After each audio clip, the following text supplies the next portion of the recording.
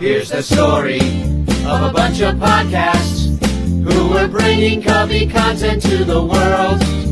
All of them did their own show. Unconnected, obsessive baseball nerds. It's the story of a bunch of Cubs fans who are consolidating all their shows. They're uniting, doing it together, so we all can grow. Cup of Cubby Blues combining with Sunranto, Baseball Rabbit Hole and Cubs PS Plus. With Cubs Pod and Briggs behind the ivy, they're all teaming up to be the Bleacher Bunch, the Bleacher Bunch. We love the Cubs, that's the way we became the Bleacher Bunch.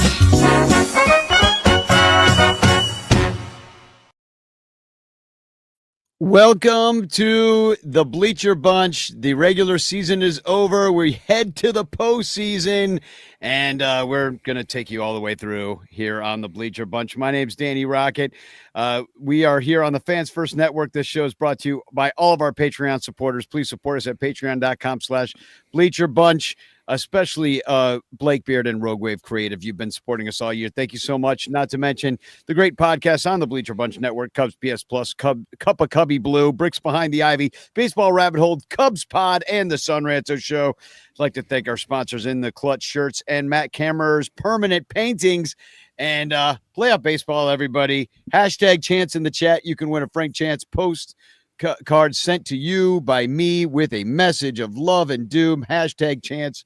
And Cubs are playing the Padres. But first, let me introduce my co-hosts this evening. And then we're going to bring on a fourth co-host who is a retired Padres podcaster and funny, nice guy. But we're bringing him out of your retirement tonight.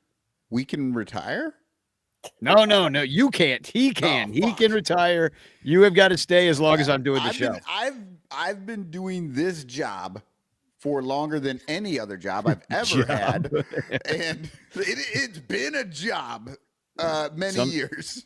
Not this year because we're in the playoffs. All right, and then Sarah, that was Cube's fan Cotton. Sarah Sanchez is here. How you feeling on this playoffs eve, postseason tournament eve? Okay, so first off, hello. Good to see you both. Extremely thrilled that we are doing a Cubs playoffs preview for the first time since 2020. It has been a hot minute since we've had playoff baseball to talk about. And y'all recall, in 2020, none of us got to go to the game. So, actually, this is the first time. Well, there were some rooftops. Danny, me, and Crawley were on the roof. I know. On the Not rooftop. the same. Not the same. It's not We'll be the same fans in the ballpark. Like, let me just tell you, I'm thinking about a handful of things. One, after the Cubs demolished the Cardinals on Friday, I decided that the color for my lucky playoff manicure had to be the same as these lovely powder blue alternates that the Cubs have been wearing all year. This manicure is currently undefeated. So the Cubs are obviously winning the whole damn thing. Two, I feel like day baseball at Wrigley Field is an unbelievable advantage for the Chicago Cubs. Just like home field advantage, but like on steroids, no pun intended. No, I absolutely agree with you, and I hope so. And I actually was going to mention that very nice sweatshirt you're wearing, because that actually is really nice. Oh, I thought you were going to say that you were going to get a manicure as well with the same color as Sarah has, so we can get a little bit more juju going. I'm down. I am too. I'm known to paint my nails quite often. I got some blue nail polish upstairs. I think I might join you in the manicure for the playoffs. Buy some, but it'll be well worth the cost, I think. It will be. Get over to Walgreens. Electric blew me. So that came out wrong. That came out way wrong. So I want to bring on a Padres fan and a podcaster from the Friar Phil show. We met years and years ago, although he probably doesn't remember because I accosted him. I'm like, "You're Friar Phil," and he's like, "Who's this crazy man running up on me at?" It was at the winter meetings when I went there in like 2018 or 19 or something like that. Anyway, I'd like to welcome to the Bleacher Bunch, Friar Phil. Hi guys. Hey, Yeah, welcome. I do remember that, and I get that a lot. I have people running up to me because let me tell everybody that you can't see now, but when I go outside in places, I have to use a wheelchair, an electric wheelchair. So I'm sitting down, and then people way up there come after me saying, "Hey, you're Friar Phil." I said, "Yes." I really like your opening for this show. It's really terrific. The Bleacher Bunch, and I just happen to have the Dusty thing here in case I'm supposed to be Alice. Oh, Oh, you Because can, I'm not really a Cubs fan, but are you saying the Padres are going to sweep the Cubs? Is that what you're saying? Don't bring that. Don't no, bring that. no, Here. I don't want to make predictions like that. This series is really hard for me because, of course, I like the Padres, but I've always liked the Cubs too. Used to be they would come to San Diego around my birthday. Matter of fact, that weekend, it was on the weekend or wherever, they would have the Cubs here. I'd go for my birthday ball and and that, every. and But back then it was generally earlier in the spring, right? Like in late No, April, early May. May. May. Yeah, I Yeah. was gonna say May. late April, early May, but And they this would do year, a West Coast trip that way.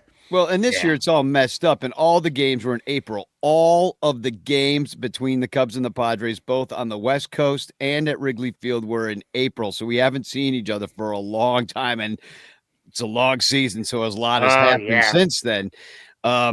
Players came and went, seasons stopped and started, and then started again. I mean, all sorts of nuttiness that goes with a baseball season. But before we get into this year's baseball season, I would like to do a little reminiscing because the last time the Cubs and the Padres faced off in the playoffs was in 1984, which was my personal first baseball heartbreak. I know that it was Cotton's. We talked about that this weekend, and Sarah's too, the first team that she remembers with Ryan Sandberg. And I just was wondering what your recollections. Now, you told me you weren't really a Padres fan at that time, per yeah. se. I didn't get here till 1999. So at that time, I really wasn't a Padres fan, but I liked the Cubs. I really liked Harry Carey. What a fantastic personality. So yeah, I grew up with the Mets because I lived in New York, if you can tell by what's left of the accent. And, I don't know, for some reason, I always liked the Cubs. Maybe it's Wrigley Field. Maybe it's just, the history that's there. Things I've heard from people that it's really cool to hang out in the bleachers out Oh, there. yeah. So, We'll be there all week. We were all three of us were actually in the bleachers yesterday. Yeah. Together. That was yeah, nice. well, there you go. There you go. And really, there's a through line because the same bleachers that existed back in 1984, which were totally hopping, like that's really where the bleachers got put on the map. I think of that Sandberg game, Yeah. in which the bleachers, they're going absolutely nuts as Bruce Sutter gives up that second home run, and just like all these dudes with their shirts off and just sunburns and beer flying everywhere, and really, it's not much has changed. It's kind of the same scene in many ways. It just costs a lot more. It's Oh, yeah. $100 instead of $4. Yeah. But excuse me, I'd like a can of beer. What? What?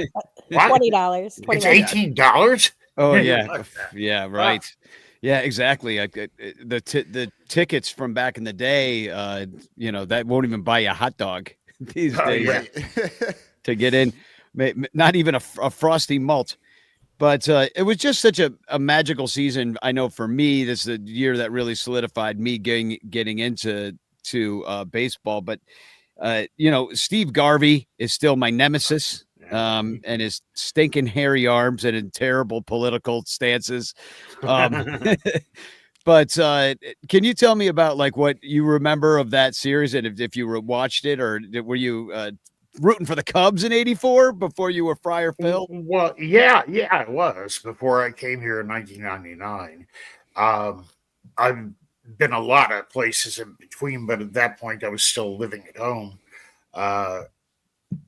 in the town that I grew up in, and didn't really have much interest in the Yankees at all. Didn't have much interest in the Mets at that time because they just got awful. And they're the It's Mets, just so like, you know. yeah. So the Cubs, I got to start seeing, and sometime around that time is when cable came out. Kids, we didn't always have wireless cable, and cables, like you get it today from your cable company. It'd be antennas on the roof, and you get like 13 channels and maybe some UHF channels. So we started getting, when we got the cable, we actually got cable though when it first came out, and we started getting WGN, I think was the station that the games were running on. So I had a choice. I could go to WOR Channel 9 and watch the Mets games, Channel 11 to watch the Yankees games, or whatever the channel was on the cable to WGN. And that's how I started watching the Cubs and really liking the team that they had, and Harry Carey as well. So that's how I discovered him as well. That's it. Sorry, I was just gonna say that's the only team that I think I can name of any. Like, I don't even know if I could name the 2016 championship Cubs. Like, but I can tell you. I mean, I think I have an easier time naming the 1984 starting lineup and everything that went on with them than I think the 2016 Cubs, which I might like blank on somebody. But Michael, you were gonna say something. Yeah, no, I was actually just gonna point out, and I'm sure we probably said it before, but Phil, you saw the Cubs on WGN and you started watching, and that is a story that is just spread throughout Cub fandom. Is WGN that was the link that we all had to this team, and it's just amazing to me that the Cubs fandom is like, I don't know, the perfect case study of what happens when you let everyone see your team. Everybody becomes fans of that team. And now it's like with, MLB TV and stuff, it's really hard just to get your local team, so Iowa's blacked out of half the games, or if not more. Phil could see more games on his antenna than I can watch on MLB TV in Iowa. It's all about money. They don't give a shit whether a kid can watch the game or not. It's all about the money because, you got to pay for these multi-million-dollar salaries for these players. Mm-hmm. And we'll somehow. So they're like lining the pockets of owners. They would rather not give the money to the players, at least here in Chicago. But that's a topic for another day. Yeah. So we've got I'm hoping to avenge the 84 team. That's for sure. Like that's well, at least this time we get the games at home. Right? Because in 84, that was a big thing. The Cubs had the best record in the National League, but the Padres got the home field advantage for that series. And there's been a lot of misconceptions over the years about why that happened. And people say it's TV deals and stuff like that. It was actually, that's just how it worked back then. Every other year, because there was only the two divisions, it was like, well, the East gets home field this year and the West gets home field this year. And they just went back and forth. And it just so happened that the Padres had the West had the home field that year. So the Cubs win their first two at Wrigley and then have to go to San Diego. And they needed one win. And it all fell apart. So this year, 3 at Wrigley, if needed. We're just going to try and take 2. Day baseball, Wrigley Field. Yeah, 2 p.m. starts. We got the early game, which is tough for not the early game because there's a game at noon that starts. Well, actually, we get it at noon. Yeah, you guys get it at noon. We're two local time. So and then the last one starts, I believe, at 9 Eastern. It's like that's the late game. That's the Dodgers and the Reds. Dodgers and Reds. They get the 9 o'clock. Cincinnati's in Eastern time zone though, so those people are going to be. I mean, it's so dumb. I don't know why they don't start these on the weekends. Like like, when people could actually go to them without. Well, that's Well, too simple and would make too much sense. They'd have to compete with football. They Exactly. can't. Football, yeah. Yeah, That they can't miserable figure out sport. how to schedule the Cubs versus the Padres. At least, I don't know, a month apart, much less like, we played all of our games within like a week and a half. And if they can't even figure that out, how are they going to figure out how to start playoffs Yeah, on a absolutely. weekend? I thought that was ridiculous. So, Absolutely ridiculous. so the Cubs, they've got kind of a 1984 tie in that we just lost Sandberg this year. So there's Yeah. a bit of a rallying cry to the team. And so I don't know if that's partly what's making this team tick for the Cubs, because, that's just kind of a disparate set of guys who probably weren't even alive in 1984, let alone, maybe rallying around. But what has made the Padres tick this year? As far as, they come in second place, they're a wild card team, second wild card spot. Like, what's been your overarching kind of vibe from them? They're kind of a weird team this year because they'll be maybe this happens with all teams, but they do good for a while. And I'm talking about our star players like Tatis and Machado and stuff. And then they seem to slump and don't act like they're interested in playing. So lately, Manny Machado has been doing terrible at the plate, but last night he broke out and finally started getting some timely hits. So that's encouraging. But really, they just wanted as a goal for the start of the season was to win series. And they just kept it simple. They weren't worrying about what was going to happen in October. They weren't worried about what's going to happen in May if they were in April. They just tried to stay focused on, okay, we're playing 3 games with X team. So we need to win 2 out of 3 of those. Yeah. And that's worked pretty well during the season. I've got these cocky Dodger fans that's already started writing me, telling me how wonderful their team is and all this crap. I tell them to blow it out their ass, really. Yeah, I don't want to, because the Padres finished just 3 games behind them. If something had happened, if something was reversed, it'd be us sitting in first place, not the Dodgers. So that's just, how baseball worked out. But they're so ungrateful. They're pissed off now because they have to play in the first round in a wild card. Oh, poor babies. Get me the damn tissue so I can cry. So they don't like that, the possibility. And hopefully the Reds will do good. If you're listening, Reds fans, encourage your team to beat the hell out of LA, okay? I think we're all for that on this show, Yeah, even though there are division rivals. I got the beat LA chant going in my head. Born in Boston, by the way. Oh, Yeah. Boston, yeah. But Well, where was? Oh, yeah. So they're mad because they have to play in that series, and they weren't exalted. They weren't the best team, best record, so they weren't playing too good too. I will tell you, when the Padres are not playing good, it's because they're not hungry. Towards the end in September, we had a stretch of maybe 2 weeks or so where we would be losing to teams like the unfortunate Colorado Rockies, other teams like that. And it just, made my head explode and everybody else, because they couldn't figure out why that was happening. We have the talent on the team to do good, but they were losing to Colorado Rockies. So that was unbelievable. But the problem was the team wasn't hungry at that point. I had watched the Philadelphia games this year, and the Phillies, they look like a hungry team. They were hungry to win. Cubs look like they're hungry to me.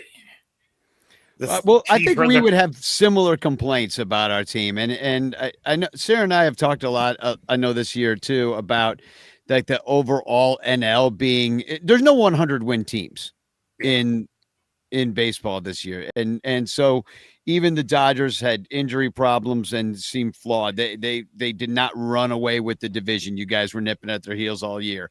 The Cubs, even with if Milwaukee didn't go on that crazy run that they went on, a couple of crazy runs, really. Yeah. And, if they don't play out of their asses, then the Cubs are probably on top of the division. But like they're not a 100-win team either, even after those two crazy runs. So it's interesting to think that it all feels kind of winnable over a team that like who's getting hungry now.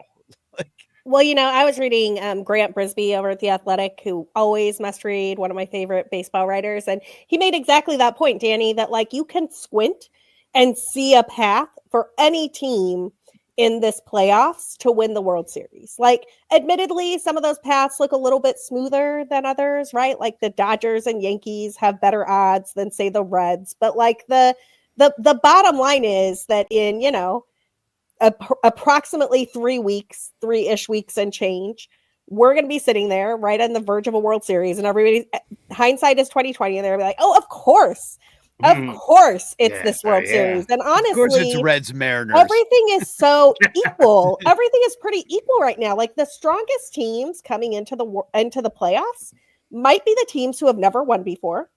I think that the Padres have got on some runs this year. Your bullpen is elite. The deal y'all made at the trade deadline for Mason Miller to add him in to a bullpen that already had Robert Suarez, that already had former Cub Jeremiah Estrada, who I wish was on the team right now.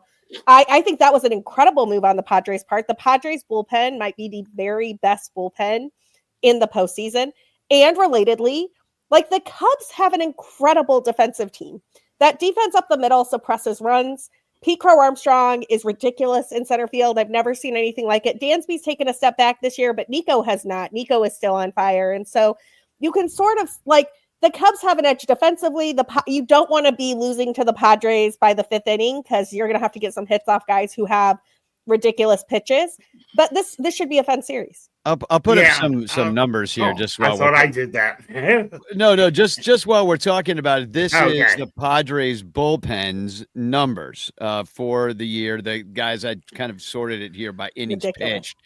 So Adrian Morejon, which kind of looks like Morjon. Morjon? Okay. Morjon. Yeah. Well, he makes the Cubs look like morons when he pitches against them because he's got a 2.08 ERA. And then it's kind of Estrada, although I know he had a historic run in a way, and then he kind of fell off a little bit, but he's got a 3.45 run average. And wasn't Estrada, I believe, a Cubs prospect? Yeah. And they let him go, and nothing.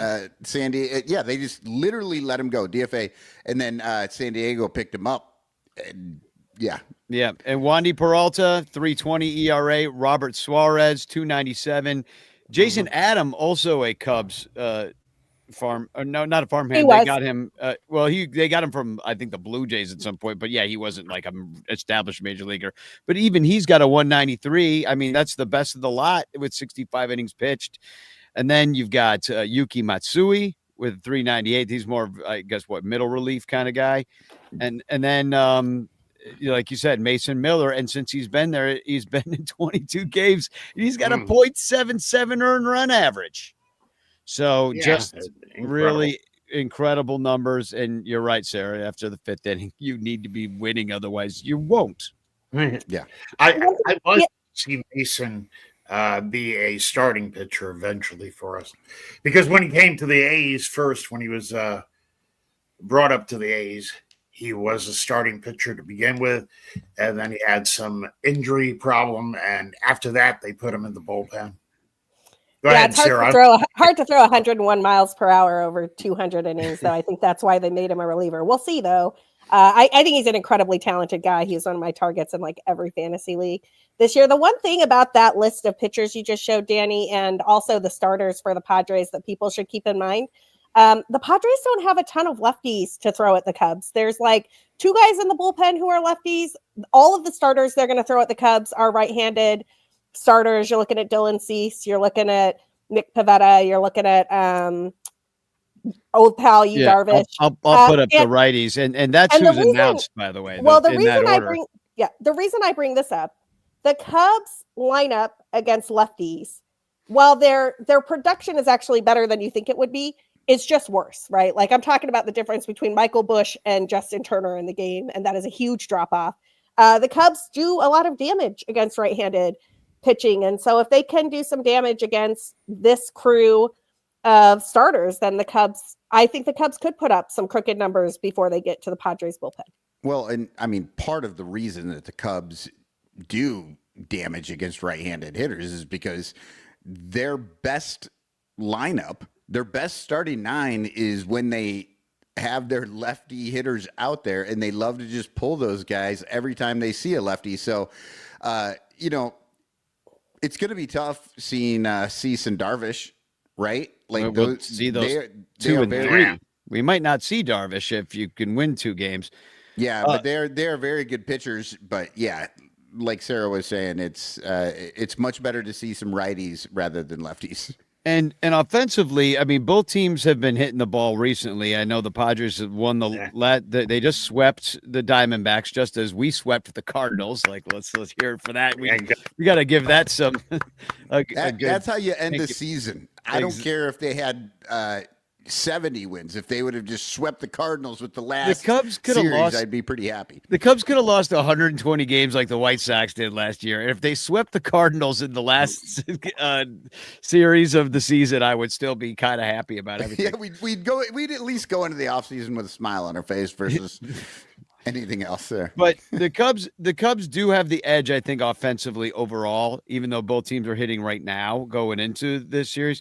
One thing I noticed, the Cubs OPS, and it's basically because we hit a lot more home runs, and the Padres hit for a little bit more average, but the Cubs take more walks. So they're both teams that put the ball in play a lot. Just the Cubs do it with a little bit more power, and the Padres do not strike out. They have the 3rd fewest amount of strikeouts in the majors, but the Cubs have the 6th fewest amount of strikeouts. So you're just going to see some action. The defenses are going to be running around. They both have really, really good defenses as well. Whereas the Cubs committed the 3rd fewest errors, and the Padres are better than league average. The DERs, the defensive efficiency ratios of these teams, are 2nd and 3rd, with right to the Cubs being only 2 points higher at 719 to the Padres 717. Only the Rangers are better, and they're not in this thing.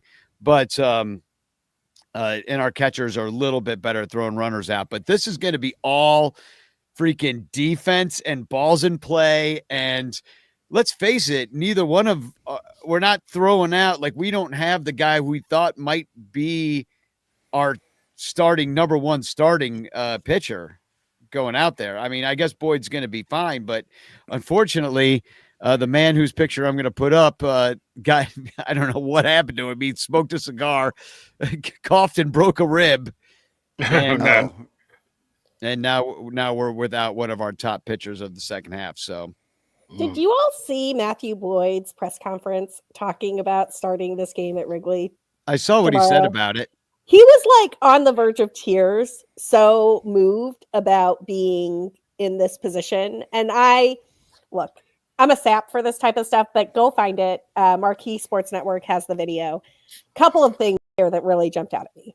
One, a guy like Matthew Boyd understands that starting postseason games is just not a thing that comes around every single day.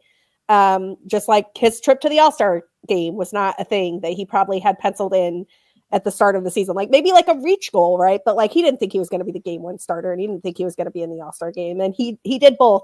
And you just got this sense, he was like talking about how his grandpa was a Cubs fan and how much 2016 meant to his grandpa. And he's like tearing up and kind of getting annoyed that he's tearing up he's like, I don't mean to tear up, whatever. I think Matthew Boyd is going to shove. That's a dude who understands what the assignment. That's a dude who understands what's going to happen. And one advantage the Cubs do have in this series, the Padres have some really good hitters. Like Manny Machado is a fearsome hitter. Fernando Tatis is a fearsome hitter. Luis Arias is a great contact bat, very similar hit tool to Nico Horner, except he strikes out even less, which is crazy to consider. But they don't hit lefties particularly well.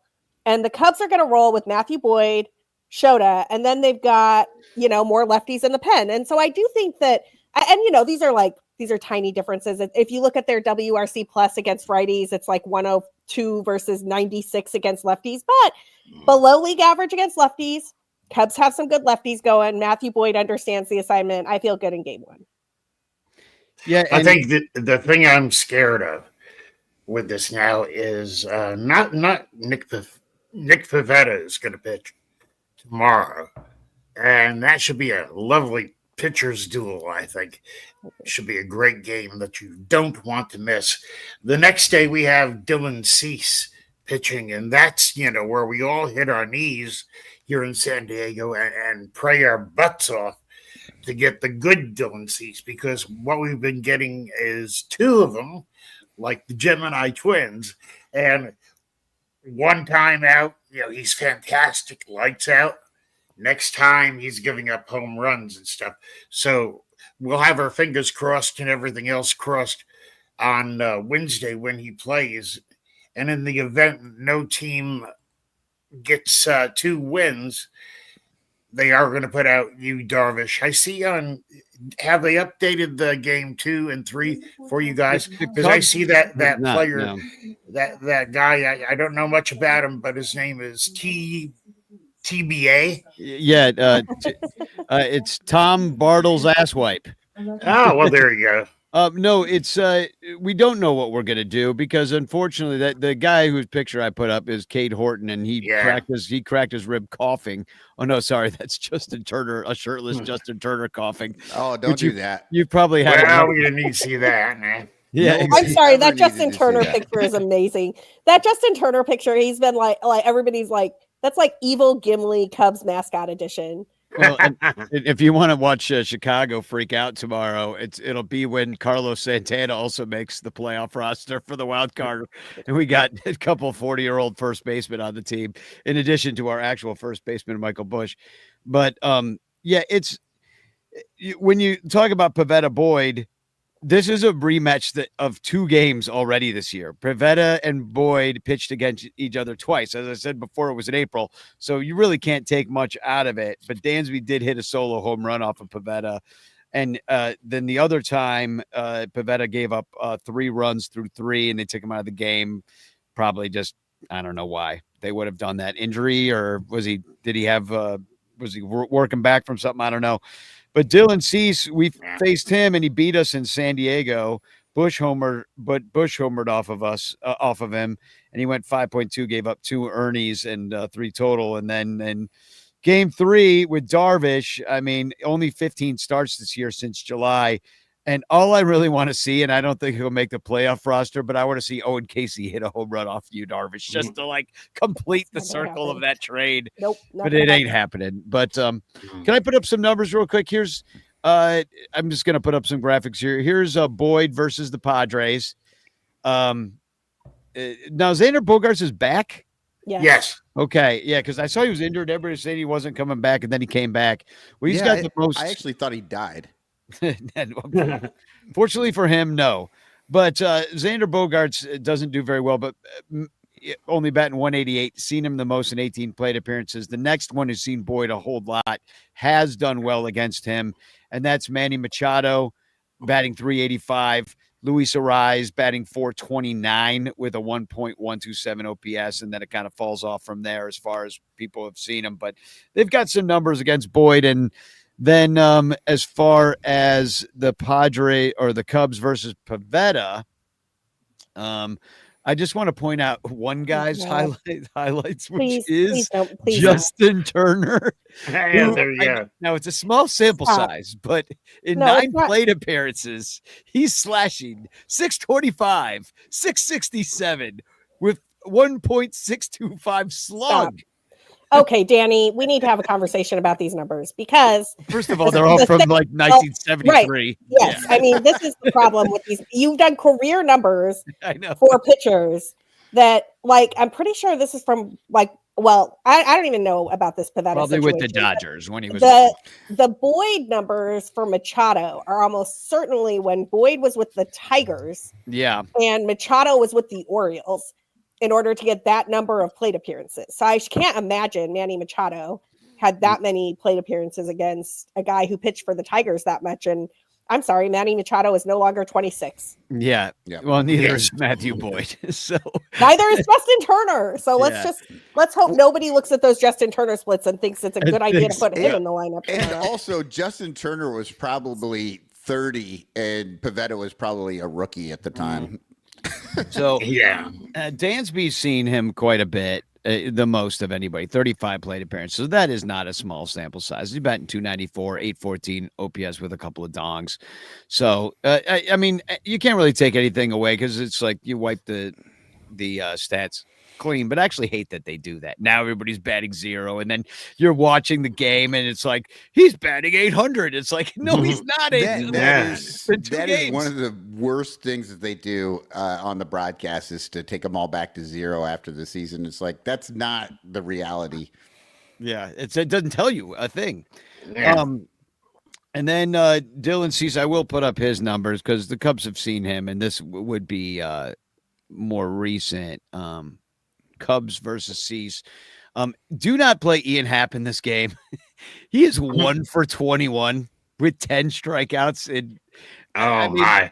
I mean, this is just uproariously bad. 0.048 batting average. That's rough. That's really bad, right?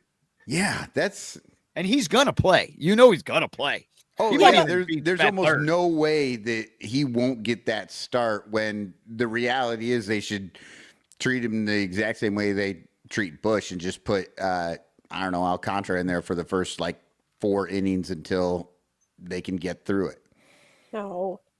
Y'all are overthinking this. What are we doing right now? He's 1 for 21. You don't Listen. think that's meaningful at Oh, all? I don't actually. I think that those numbers are probably from when like Cease was a White Sox and Ian Happ. Like I'm not was looking forward to 2 the years Ian Happ ago. versus Dylan Cease matchup, but like I'm just very not. I Wait. hate career long numbers like this, especially when the guys have played for different teams and you can tell that most of the head-to-head happened on different squads. Like I literally do not care at all what 2017 Ian Happ did against 2017 Dylan Cease. I don't think Dylan Cease was in the. Well, you're going to need to get Willie They Castro were in there.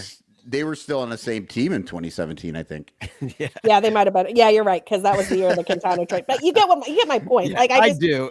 Well, in these are fact- not meaningful. These numbers don't matter to me at all. Well, I feel like in some ways, like there now, a ball player will be like, there were certain guys in my life that the ball just looked like a grapefruit coming out of his hand. They will, And then tell they you turned that. 41 They and needed sit to on the read- bench. They needed to wear readers to see the ball up close. Well, you got to get Willie Castro in there because he's got a dog off of him. So you gotta start. Yeah. You do not. If Willie Castro is in a single starting lineup for the Cubs, and it has You've already lost. and it has to do with something other than injury, something has gone terribly wrong. Oh, Well, because you like these numbers so much, let me put up our numbers against you, Darvish. Okay. Justin Turner should not be in this game, and neither should Dansby Swanson, who's batting 158. The Cubs do not have good numbers against you, Darvish, but this is another guy Happ doesn't get a start against. yeah, batting 154. Dansby Swanson 158. No, I mean, We're But- driving Sarah so nuts. but well, I mean, but I do want to ask about Darvish because he comes back out of after injury. So he's got less mileage on the arm this year anyway. Yeah. Always had been dealing with injuries his whole life. But how's he been looking? I mean, he's not your number one starter, but they already slated him in to start if it happens. Yeah, he's looking pretty good. Just slow and steady. They limited, the first time he was back, a certain amount of pitches, a certain amount of innings pitching, and they progressively let him stay out there longer. So at this point, he seems like his old self, and he's been doing good against batters. And I don't know if it was because we were playing crappy teams or if he was better, but I liked what I saw with you, Darvish.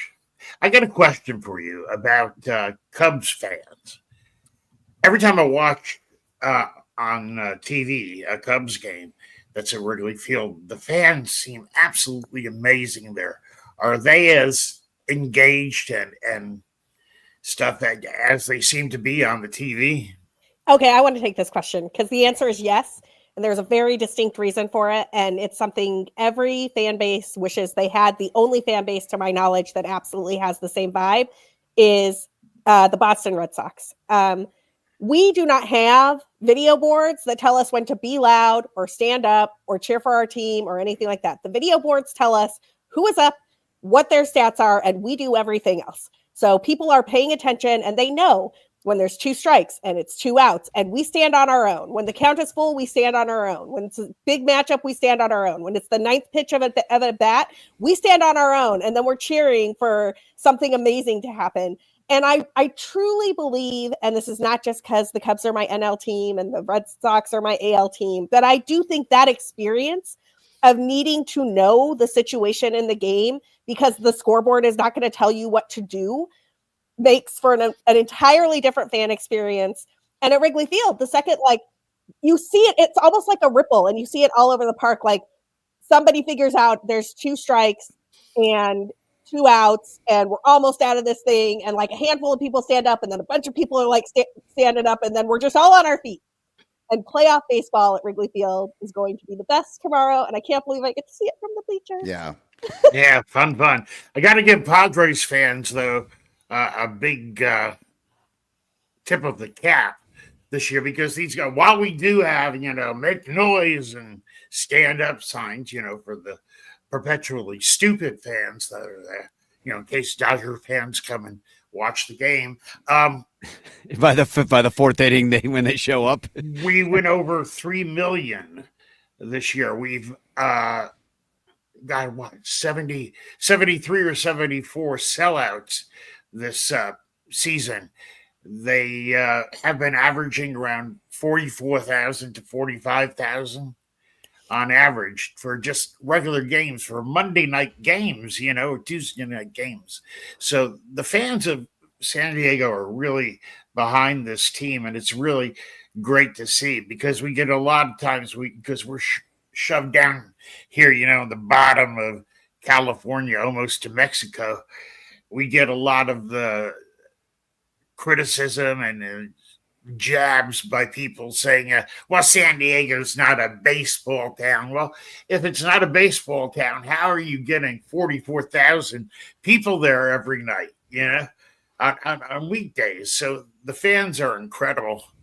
And it's the first, I guess it's the first year in a while where you had 2 winning seasons in a row. Yes. And so I know that it's been an up and down team. So when you get whiplash like that, it can be maybe difficult to get any momentum going from a fan standpoint. But I've kind of noticed that about San Diego too. One of my favorite things that you guys do, and I don't know if you still do it at the ballpark, is when you do the In the Air Tonight with that drumming gorilla. Do you know what I'm talking about? It's like, as far as like, when that's Phil Collins song In the Air Tonight, there's just a gorilla, and then like, I can feel it coming, and they're like slowly zooming in on this giant gorilla, and you're like, what are they doing? Like, this song's going on, and then right when the drum solo, the gorilla like takes up drumsticks to just start jamming on the drums, and I was like, what is happening? And then I see this gorilla start playing drums, and I freaking fell over and died of laughter. I couldn't believe it. It was one of the greatest things I've ever seen of those kind of extracurriculars at a ball game. I really enjoyed Speaking of videos, on the Chicago Cubs official Twitter page, I still call it Twitter. We do too. I don't care what that idiot that put out that horrible looking car has bought it. He's cheering for the Dodgers. It's fine. None of us like him. This is X. Yeah. So anyhow, on their Twitter, there's a I guess it's a hype video, and it's narrated by I watched it right before we came on. Twitter account too, that's pinned to the top, a kind of a hype video, and that was cool as well. So yeah, but I have to tell you, if we or the Cubs actually win 2 out of the 3 stuff, a lot of people will be upset and pulling their hair out, but I'm not going to be doing that. I'd much rather lose to the Cubs than the Dodgers. You know, Right. we can't stand them. You know, I'd rather cut off my left foot than be happy about them winning. Well, we can make a deal right now, because if y'all beat us, I will be cheering for the Padres against the Brewers. Period. The end. Not even thinking twice about it. And maybe you'll be cheering for the Cubs against the Brewers. Is it the Brewers? It would be the Brewers. Like, Yeah, whoever. I am pro whoever is playing the Brewers. Yeah. Well, Absolutely. If for some reason the Padres want that to happen, no, right, St. Ryan Sandberg not letting that happen. I would We lost on I Ryan Sandberg Day and on Ryan I Sandberg. would immediately become a Padres Forget I brought fan it for up. the next week and a half or whatever it takes for them to beat the Brewers, and then I would be so against the Padres the rest of the time. So we're gonna have a friend, Billy DeVore. He's from Cincinnati, which is also known as the San Diego of the Midwest. But we found that out when we were in San Diego. So, Friar Phil, thank you for joining us here on the Bleacher Bunch. We would love to have you back on again, maybe even as soon as the next time we do this show. Oh, you got Kitty. Yeah, Kitty's making an appearance because she wants me to let her out of this room. Yeah, I've got a boy. His name is Sammy. I'll show you a picture next time. I'm a softie when it comes to kid cats and animals.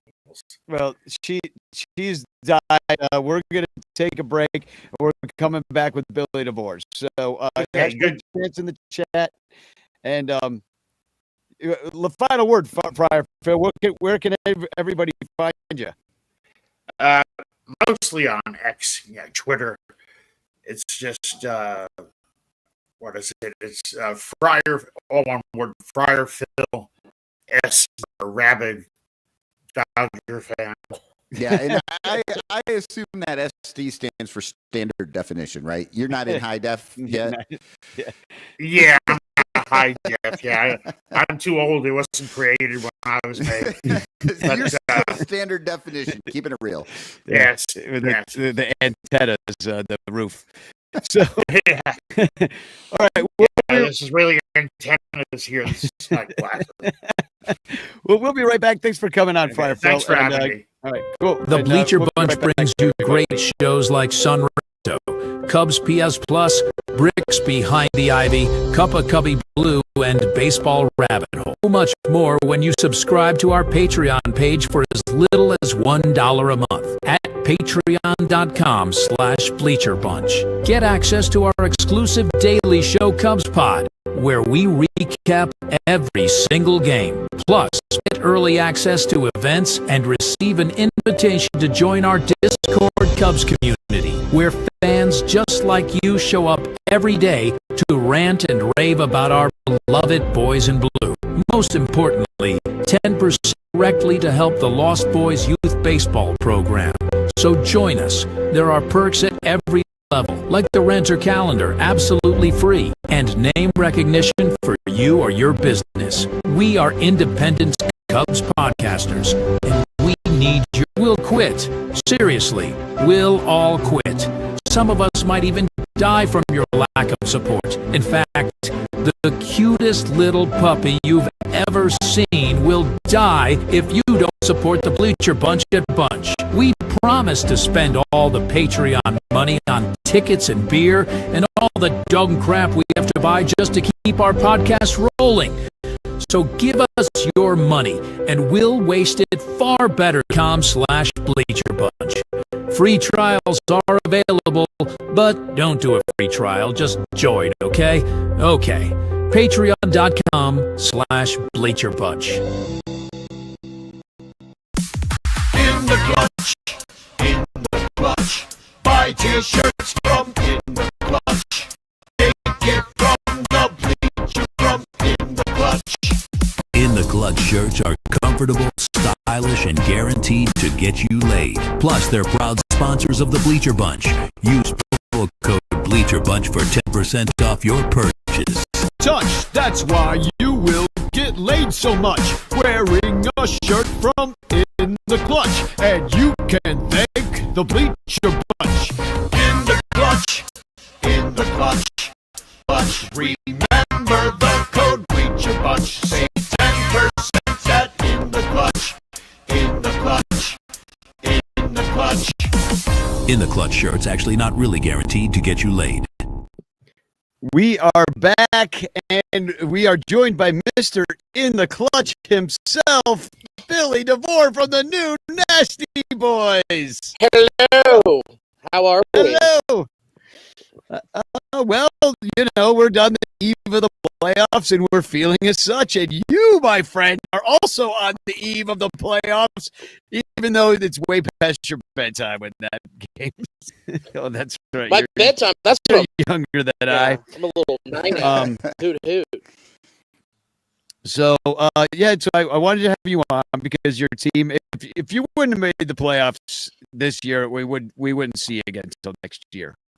But since you now have basically the entire world rooting for you, like the baseball world is rooting against the evil empire that is the Dodgers, the National League empire. Yeah, you've got our fandom at your back. You've got the wind at your back. Feels great, honestly. I feel, here's the thing. Not only am I optimistic, there's a clear path to beat the Dodgers. Like, it is the way it's setting up with our three Hosses going out, you know, first with Hunter Green. We just saw what he can do against us. Yeah, you did. And, you know, what really helped is I didn't like that attitude. Hey, man. Yeah, you do. You get a little ahead of yourself there, Bill. To be I earned that my knee and my desk. Hunter Green was great in that game, but he was pitching against a hungover lineup. Hunter Green is just good, man. Hunter Green is good. Hell of a- We wish we had Hunter.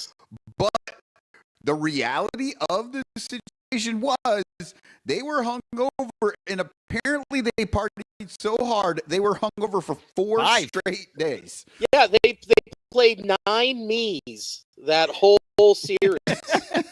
You know what, Billy? I'm on your side here. I think Hunter Green was dealing that day. The Cubs have had him.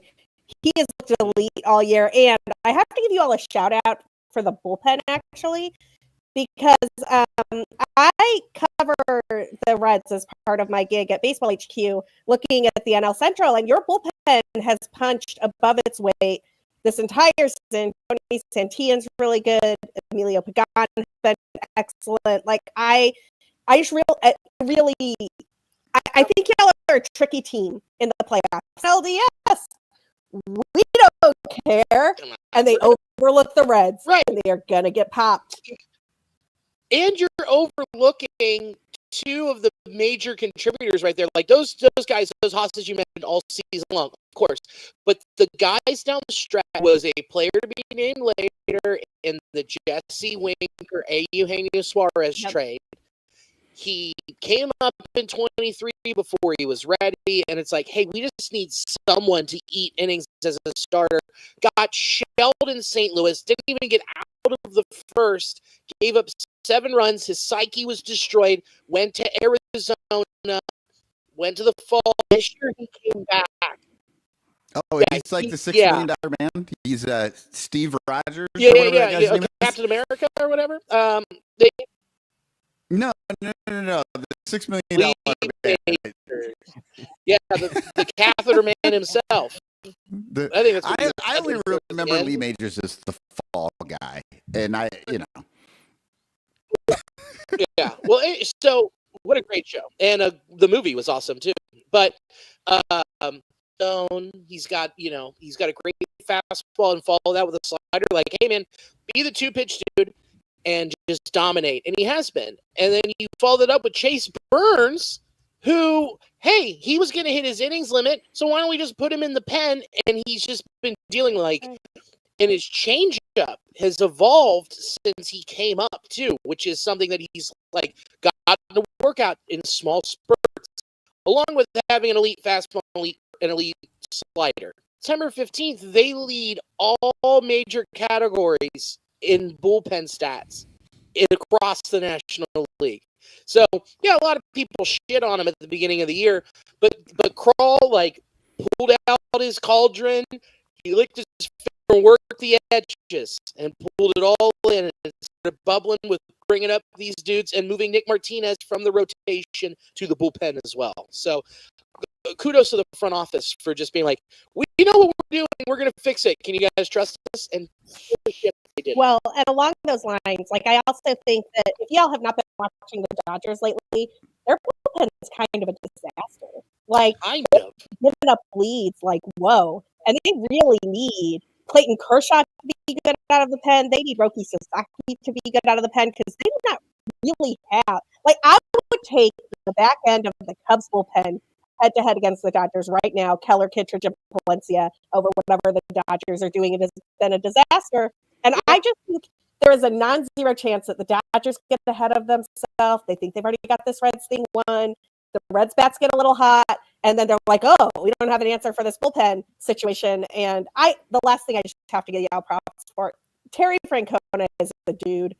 Tito knows how to manage in the postseason. He knows how to get the best out of it. Or maybe the team that you can't judge on their season-long numbers very easily because they made so many moves. Like Jake Fraley was like a platoon regular, and now he's not even on the team, right? Like Noelvi Marte has done everything from being a utility guy to being the starting third baseman to being a left fielder. They just mixed and matched and got like the Brian Hayes deal. They're a sneaky good team here.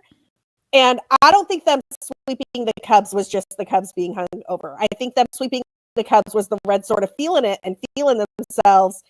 And please take out the Dodgers, man. It'd be the funniest shit. I would love to. If it was my call, and do what I could. But you're absolutely right. Tito, he has been the difference. Like he's been that 7-win difference from last year. Or 6 win, whatever. Math is hard. So, it's only 83 win, a below 500 team to an 83 win team, which now gets you the participation trophy third wild card spot. And you could pull one of those Cardinals moves where you devil magic through and have the 83 win World Series team. Well, I mean, at least you don't have to see the Brewers. When you get through the Dodgers, at least you don't have to see the Brewers next. I know you guys had 2 out of 3 this last series, but the Reds actually have the best setup coming in that third spot. Can't you understand that we lost 13 straight? No, I actually do understand because I listened to your show. Shit about the Reds. Well, appreciate it. We kind of get through it. Yeah, man, like Tito's been the difference in talking to like, people who are covering the team, like that get paid to do it and not just get paid in beer from Citadel operates professional. Dude. They're like dropping. They've never seen a club be tighter. Like a tighter knit group of dudes. They're all on board. They're all moving in this trip together. Like I printed shirts for the team, and you saw them throughout the year. There's wearing shirts that said "tight ship" because Tito runs a tight ship. Either get buy into this mentality, we do it together, or you're not in it. Which is why we're like the first playoff team ever to have no one hit 20, 25 home runs for the club. Or someone hit above 270, hit above a 270 average. Like, because they're just one unit who believes in each other. And they've been describing themselves as cockroaches. You know, can't kill us cockroaches. So, you know, Tito had those bunch of injuries. They could survive a nuclear blast.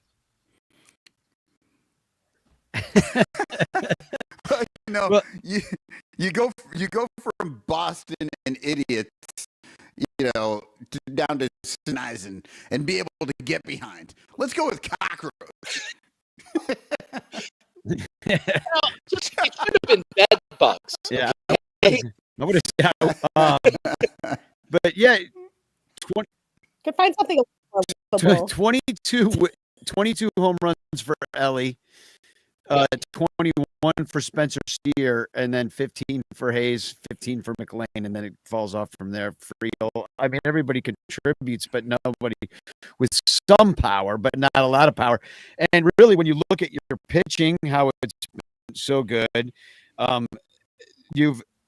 the only thing that really is separating you from being the Dodgers overall as a team, but you're better than them in many a category from a pitching standpoint. Here's the thing that got us to where we are and having this conversation about being in the wild card is that they started hitting home runs. All of those wins and the Mad was pretty yeah. cool. I mean, you got. I'm shocked that Frank the Tank is still alive. Like, I mean, how did he not have a coronary, dude? But it's the problem that I've had with this franchise right now, and this year with this new hitting coach and this new mentality. This team doesn't want to hit home runs. It's infuriating. They say that's not our style of baseball, is hitting home runs. Our style of baseball, day podcast, I want our guys to hit the ball into the ground and create chaos. What are you talking about? These are professional athletes. You're like, make a mistake. No, they're like the best in one of the most homer-friendly parks in the league. Let's hit it into the ground. Yeah, dude. And Sal Stewart, my sweet baby boy, dude, Sal Stewart's a monster. Hit a homer, and after the game, here's what he said, and I swear to God he was coached on this. He said, I hit it, I mishit it. I was trying to hit a line drive, and I hit a home run. What do you mean you mishit it? You did like the best thing you can do. What is this? So... Well, look, the Cubs have never come out and said anything exactly like that, but they really do like to bench rookies who hit homers. So, like, if you hit a homer and you're going to sit on the end of the bench for a week and you're going to go to Iowa. Yeah. Saturday, Milwaukee, Sal Stewart hits a homer. Dead pulled. It's like the same thing. It's like you homered, you killed the rally. Like Barry Larkin went on a broadcast, and during the broadcast he's like, "Yeah, home runs are rally killers." No, they're not. They are rallies. Exactly. Only 3-run homers. Yeah, 3-run homers are the only rally killers. All the other homers are just that's what you. But you ruin the opportunity with everybody else behind you to get maybe an RBI.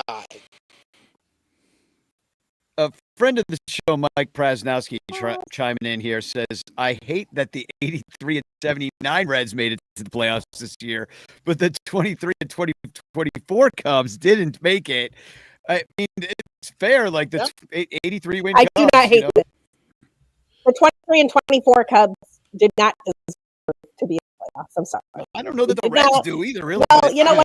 I don't know that any of these teams outside of I don't know. I'm not going to. There's a few extra teams in the postseason tournament that just really should be there. The new wild card, like the expanded wild card, definitely sets up some weirdness in baseball. Where if you are hovering around 500 for long enough, you can go on a little bit of a run, then you have a shot, even if you are going to be like an 83, 84 win team. And honestly, like I had this weird moment earlier this week where I don't know, I was on Twitter doing whatever, and I saw that the Marlins got eliminated technically on like, I don't know, Thursday or Friday or something. And I was like, what do you mean the Marlins just got eliminated? Yeah. Like the Marlins have been mathematically eliminated in my mind since June. But because the of the way the expanded wild card works, the Marlins were not technically actually eliminated until like last Thursday or whatever. That is what you get with the expanded wild card. It also means that players are not as likely to be available at the trade deadline, which explains a little bit as to why the Cubs didn't get a starting pitcher, right? And it explains why it's so hard to get some to bolster your team's whole postseason tournament is anyone's game. Because nobody was able to go get those players. Yeah. Nobody was able to stock To be up. fair, I thought the Reds were mathematically eliminated like 3 weeks ago. I really did. I just didn't think that was in the Mets in the Mets and cards. And then all of a sudden, they just showed up knocking on the door. They walked in backwards and said, "We're here, motherfucker." They just had a good couple of months. Well, the Mets won maybe 20 games. Marlins went on an absolute tear to end the season. They won like 19 of their last 21. Like, including the Mets. Exactly. Cool. They helped you That out. was really cool. Cubs helped you out too this week. We beat the Mets as well. One out of 3 games. Yeah. Meanwhile, you're losing to the Pirates. You had the destiny in your hands. You couldn't even take it. You had to have everybody else beat the Mets. Dude, You know what? One thing I do actually want to talk about, Billy, you'll like this. Okay. Is because we haven't actually had like an official show since we were in Cincinnati, and the Reds swept the Cubs 4-game series. Danny and I were down in Cincinnati along with a bunch of the other ranchers, and Billy did a great job hosting all of us. We went to Binsky's bar in the Washington camp. Is that what it is? Camp Washington neighborhood. And let me just say, awesome. It really was. Great vibe. Keel was awesome. Just totally taking care of everybody and having a good time. Gave me a shirt because I forgot to bring an extra shirt for Sunday. Gave me an FC Cincinnati shirt, and I was wearing that on Sunday after they had won Saturday, and so I was getting like cred in. So I just have to say, Billy, you guys, you and Chris, like it was a great time being with you guys at Binsky's. Keel Binsky was awesome, and we just haven't had a proper chance to just say thank you for hosting us in Cincinnati. Oh, and Skyline Chili sucks balls. Camp Washington chili, good as fuck. Yeah, Camp Washington, man. That's the only way to go. I had that Coney dog at the ballpark, and it was not good. I'm going to say no. Here's Robert. Robert Sanchez was with us saying Billy was a great host for the weekend. And he really was. Oh. And the good news is, and Sarah, you'll have to join us next year because it is on the exact same September weekend next year, just like a day removed. So we'll try to do the same thing out there. But before we run totally out of time, I do want to get into some of the other matchups that are going to be going on this week. Reds Dodgers, we already mentioned. The Dodgers were 93 and 69. I just had to mention that. So they had 69 losses. Nice. And I did want to mention this too, is that the Reds did lose 5 of the 6 games they played against the Dodgers this year and were outscored 30-15. But it's a whole new season, all new stats and everything. Yeah. Yeah. I mean, the Dodgers bullpen can blow it all over again. And Clayton Kershaw can be in his postseason form and just blow it too. Like, I was trying to get to the point of, like, they haven't played meaningful baseball in forever, where the Reds have been playing meaningful baseball all month. And so all of a sudden they're just going to turn the key and just like get into gear. It's just hard for me to believe. Well, when was the last time the Reds played the Dodgers? Like, I think you're in a situation like we are with the Padres. Like, we haven't seen them for like 6 months. So we played them in July, and that was the first time we got swept all year. Okay, like July. So that's actually not that long ago, but yeah. None of it matters at this point. Yeah, and then really was a Red. No, I'm just kidding. Yeah. True. So it was pre-trade deadline, so yeah. Zal Stewart makes all the difference. And Well, Sarah, he can't be on the postseason roster. Oh, no way. Got called up on Really? the first. He was number 27 or 28 on the roster, right? Yeah, it's bullshit. They waited too long to call Are him you up. sure? I'm pretty. That Sure. can't be right. I thought the reason they called him up when they did was so he would be on the postseason roster. Cubs had a situation like that, I guess, with Billy Hamilton as well. Okay, which but I guess Sal Stewart is way better than Billy Hamilton. what do we need to steal a bag in the 8th? Danny. Oh wait, we're good. We're good. Yeah. Well, 28. Okay, 26. Danny, I don't think we're talking about the same thing when you just brought up Billy Hamilton in No, there. no, I think we Oh, are he is. because the He's Billy good, right? Hamilton did not get added to the 40 man or Nobody something in cares. time. Yeah, no, but I'm just saying that somebody was talking about this in the bleachers. I'm like, oh, you guys are really deep If- in this. If Billy Billy Hamilton. Hamilton makes the Cubs roster ahead of Kevin Alcantara, I know I'm we gonna right. riot. We right. Like Kevin Alcantara is not quite as fast as Billy Hamilton, but can be a pinch runner and also can play center if God forbid something happens to and Pete also Armstrong. can hit a baseball, which hard Billy and Hamilton hard. cannot. Yeah. No, he's got his shoulder is not functional. Like he has like a torn labrum. He can only run. Wow. Billy Hamilton, yeah. Yeah. Yeah. So some of these other matchups, of course, the marquee matchup, which is at 6 p.m. Eastern time, I believe, Go is Sox. the Red Sox and the Yankees, the 89 and 73 Red Sox in New York against the 94 and 68 Yankees. Mhm, The Red Sox actually took the season series. They were 9-4 mhm. and 5 against them overall, 5-2 at Yankee Stadium where the series is being played. And Judge sucks in the postseason. So despite having 16 home runs in the postseason, it took him 262 plate appearances to get them. And he's batting 205. The Red Sox did get bad news today that Lucas Giolito is not going to be eligible. He's not going to be available to pitch. Or get that. So they have Eric O'Shea, who I think led the majors in strikeouts, 255 strikeouts, going game 1, and then they have Brian Bayo game 2, which is I don't know how I feel about that. Like Bayo is very much God. The Cubs would love Brian Bayo. He doesn't strike out a lot of guys. He gets a lot of like outs on the ground. He's a sinker ball guyer. Sinker. He throws a sinker. Yeah. Sinker baller. He doesn't strike out a ton of guys. I mean, it's like a whatchamacallit. It's like a Jed Hoyer special over there. And It's a spinner. Quality start machine. The thing I hate about it is we're gonna have to see Scott Baio on like every fucking crowd shot. They're gonna be showing his illegitimate father, Scott Baio, just up there. Well, it's actually Bello. It looks like Bello, but it's pronounced Bello. Oh, my bad. Of the Dominican Bayos. He's the Dominican. That's how that's what they called Jody Los Chachi. So that series is going to be the one that everybody's paying attention to, and I can guarantee you that whoever wins that series will have already won their own World Series because it's Yankees Red Sox, and it'd be so heated that whoever wins is going to get beat in the next round because that's all they had for the letdown season. is going to be immense. Yeah, I mean it's just the AL East, which is wild. Very toxic matchups. Super fun.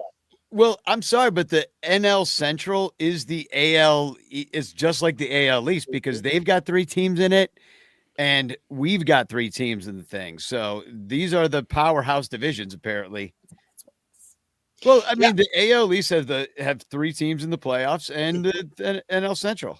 So we're out of control with talent. Yeah, dude, overflowing. just and just the rosters and the we're always going above the thresholds and all that stuff. It's just powerhouses in the NL Central. Yeah. So then now I'm interested in this series because these teams fight it out all year long. The Tigers versus the Guardians. Freaking love this. We got the 87 and 75 Tigers go to Cleveland to play the Guardians, who are 88 and 74, game better. They come from out of nowhere. Tigers totally self-destruct. Guardians come out. I mean, The I don't- Guardians, are they wearing like? Why do you say it that way? because their name is stupid, so I make it stupider. Well, yeah, Because I always because- imagine that their mascot is Guar. You know, And, they and come that out- would actually be frightening, Yeah. right? you Like get in the batter's box, and Guardians. shoot green blood everywhere. yeah, exactly. The Their Guardians. head's the starting pitcher. But So They really need to do one of those like special jersey day where they have Guar, and Guar comes out and sings the seventh they inning never stretch, do all that any of stuff. my ideas. They That'd be will amazing. never do an idea of mine, especially as a Cub fan. But I just So need to fun- give you. Fun fact about that Guardians Tigers situation. Last year it was the opposite. Last year the Guardians were like in pole position and the Tigers came screaming down at the end of the season, and then they fought it out in the NLDS. Like this year, the Guardians fought it out at the end of the season. The Tigers totally collapsed. Like I'm very curious what energy these teams are going to bring into this matchup. I also feel like They one just of saw the, each like, other. Like they Yeah, did. they played they this week. just played. Yeah. It's just wild. And check out how even it is, because I saw this note from MLB. Well, first of all, Cleveland has won 8 of the 13 matchups, including very recently to get into the pole position. But these teams have been playing since the start of the American League in 1901, and this is including the postseason with them. Each team in 2,344 games has won 1,166. Each team. Nice. And there are also 12 ties somehow, even though baseball doesn't have ties. So, Sure. Well, they used to back in the day when Yeah. shit got dark. Dark. yeah, exactly. Oh, looks like God took away the sun again. Put the bats away, boys. Well, you know what? I mean, as far as I'm concerned, we still have ties. So yeah, he doesn't Not- accept any. I do not recognize any Manfred Mann Ghost Runner games. He's Those are writing his all own ties. baseball reference. Yeah. Cotton reference. And so that's it. Those are the other 3 matchups. We already talked about the Cubs Padres at the beginning of the show. And then the other teams that are in it are the Blue Jays, who had a really great second half to get back into. They won 94 games and lost 68. The Mariners, in a pretty weak, I'd say, AL West. You think they're Oh, good? I disagree with that. They had to defeat the Astros, man. And the Astros are like the Astros Astros didn't even are make like it. no, stop. The Astros are like what the Cardinals were for Yes. all those years we talked about Devil Bird Magic. Like the I hear Astros, ya. number of times in the last 10 years that the Astros have come back and thwarted the Mariners and thwarted the Athletics and like won the division. For them to take out the Astros was a huge deal. And also Cal Raleigh, 60 home runs as a catcher. This might be the best season offensively from a catcher ever. And I say that knowing full well that Johnny Bench exists and put up probably previously the best offensive season for a catcher ever, which leads to my next hottest take, which is Cal Raleigh, MVP. I don't give a fuck. I wanted Aaron to talk Judge about did, this too. because one of these people plays a corner outfield position, admittedly sometimes center, and the other person has to catch, game plan, call, throw guys out. Have you tried squatting and hit for dogs. 90 No. seconds, let alone 90 minutes? Cal Raleigh is a fucking dude, and he hits 60 home runs. Sarah, And we all he has a agree. much- It's MVP. AL MVP is Cal Raleigh. There's no other way to look at that. And he's got a much bigger butt. I mean, come on. Big Dumper, man. The Big man's Dumper. name is Big Dumper. Well, Yeah. I gotta Well, go. Hold on, let me go I to my only closet and my say Dumper jersey. I'm not shitting on the Mariners. I'm really not shitting on the Mariners. I'm just saying it kind of bothers me that the Yankees won 94 games. They won 4 more games, and yet they don't get a bye. So it's you win your division, you get something for that. Whereas like the Yankees are in a tougher division, managed to win 4 more games, and look, they don't have the A's to beat up on. Smallest violin in the world for the fucking Yankees. Yeah, you're also sleeping Kiss on my ass. I'm the just saying, Rangers- competition is competition, and the A's in Danny's that other. going to be so happy when they just get rid of the fucking leagues altogether. Well, if you're and going they to have all and these they- people, and they're going to realign everybody, and we're going to have fucking AL mixed with NL, and Danny's going to be happy, and they're going to make this fucking bullshit. No, you win your division. Just win your fucking division, and then you don't have to worry about it. And if your division happens to be tough one year and not so tough the next year, you have an easier year one year, you have a tougher year the next year. That's just baseball. It's just how it works. And yeah, it's uneven. but it doesn't mean anything to say the Yankees won 4 more games than the Mariners because the Mariners beat everybody that they needed to beat. Well, but everybody played everybody this year, so there was a more balanced schedule, and there were easier games for the Mariners to get their 90 wins than the Yankees had because they had to play their weaker East. Yeah, the West was weaker. This year, I agree with you on that aspect. Yes, they may have had an overall easier schedule according to whoever makes this bullshit, but every game is every game, and that's all it is. You have to win those games, and ultimately, in the end, you win your division, and you get the spoils of winning your division.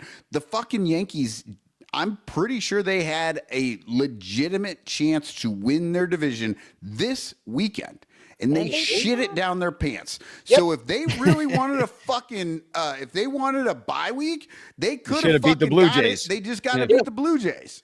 Also, hold on. Go ahead, Billy. The Yankees were going around saying, "Oh, the Blue Jays don't even deserve to win the division," and just talking shit like, "Oh, they're not a good enough team to take the division. They're not a real division leader." Well, guess what? Now you just added fuel to the fire, and they went and did it. So, they had a chance to do it. Sorry that it didn't happen. To be fair, the exchange rate is like a win and a half for every win that they get. Exactly. Let me just be very clear. The only team in baseball that is as annoying as the Yankees is the fucking Cardinals. Period. The end. There are no other contenders for this trophy, and I will never shed a tear for the goddamn Yankees. And why are we having to play in the wild card bullshit? I don't care. I hope this is Yankees related, not Mariners related. Well, it's a little bit of both. It's a little bit of both. They play in a bandbox of a park, and the shortest porch in the history of goddamn sports. And I just genuinely hope they lose all the time. I've never seen anything more annoying than the bullshit roll call thing they do out in the bleachers. And fuck the Yankees, man. Fuck the Yankees. You know what? They turned Rizzo into a man, though.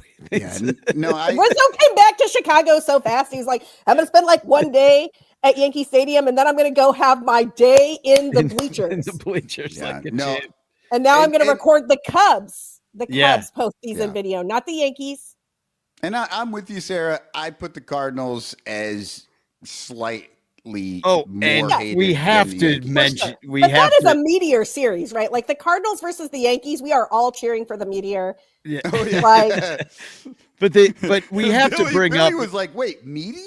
But the Cardinals' most recent egregious act of nefarious cardinaldom, to add to the list of horrible shit that they've done over the years of being terrible, is the intentional walk on Saturday to Michael Busch seeking the cycle, and just in the wussiest move. Person that enjoyed the shit out of that. Ollie Marmol is the weakest ass human ever, and I hope he enjoyed what is probably the last meaningful thing he'll do as the Cardinals manager, because Yachty's coming. Yachty is coming. Yachty is coming, and that is Yachty's job. I totally think Yachty would do the same bullshit, though. Oh, Yachty's I'm definitely honestly walking. surprised Ollie Marmol was not one of the firings announced today. Yeah, Bob Melvin got fired. Like TikTok, man. That's Marco Baldelli has to go before Ollie Marmol. That's some BS. But that's because Bochy is going to go back to San Francisco. Oh, you think so? Yeah, Bochy. Yep, I agree with that. Yeah, that's for sure happening. 100%. How old is Bruce Bochy now, though? He's ageless. It doesn't matter. Ageless. Yeah, he's a only phantom. because he doesn't know how old he is. They're just going to He use an is forgotten. AI version eventually, and just have just feed everything he ever did into the Chat GPT. They're like, it's Bochi GPT, and then just ask, what should I do? And it'll just change. They'll even have a hologram that makes the move. Like a hologram comes and floats out to the freaking pitcher's mound, grabs the ball, but the pitcher's like, I don't know what to do. You're a freaking hologram. He doesn't even know who to give the ball to. He just got to wait for the next pitcher. Just hand it to him. He's just telling a folksy story about baseball in 1956 while He's looking glitching out. I remember this when Frank Robinson did. Hold on, does anybody seen my keys? We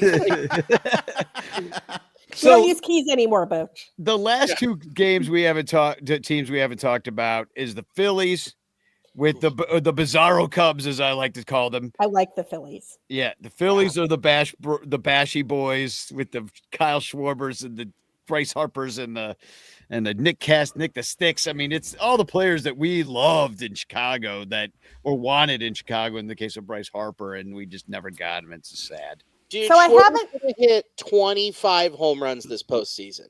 Here for it. There's no doubt in my mind in a contract year, he's just going to carry them when they have their dominant lefty starters that are just going to go mow everybody down. And then the offense is going to be, Trey Turner bunts, gets on, and then Schwarber's like, hold on, I'm going to just hit this 9 million feet. And then Johan Duran's going to ring the bell and it's over. These are so gross. And the thing about Schwarber is he is a postseason player. Yes. I mean, everything that he can do in the regular season pales in comparison to what he pulls out in big moments. I mean, even when the moment is fake big, like the fucking home run derby to finish off the All-Star game, and he just rips 3 fucking home runs like nothing. Like, he rises to every fucking occasion. Kyle Schwarber should be the most feared player in the entire league, not because he's got the greatest numbers of anybody. It's because if it's a big moment, you have to assume he's going to do the biggest thing. Yep. Y'all remember when that man stole us all tacos?